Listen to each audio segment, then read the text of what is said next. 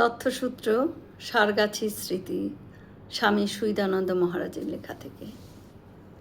মৃত্যুকে সর্বদা মনে রাখা উচিত। মরবার পর আর কিছুই থাকবে না। এখানে কতগুলো কর্ম করতে আসা, যেমন পাড়াগাঁয়ে বাড়ি, কলকাতায় কর্ম করতে আসা, বড় মানুষের বাগানের সরকার। বাগান যদি কেউ দেখতে আসে, তা বলে এ বাগানটি আমাদের, এ পুকুর আমাদের পুকুর। কিন্তু কোনো দোষ যদি দেখে, বাবু তাকে ছাড়িয়ে দেয়। আর আমার বলে আর তখন কিছুই থাকে না। ভগবান দুই কথায় হাসেন।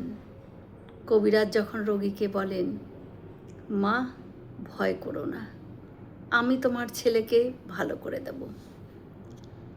আরেকবার হাসেন এই বলে, আমি মারছি আর এ কিনা বলে আমি বাঁচাবো।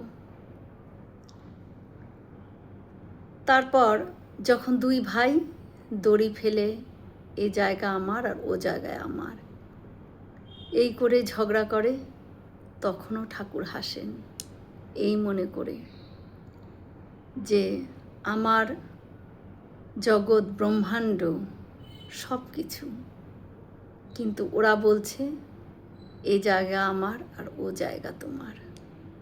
জয় শ্রী রামকৃষ্ণ।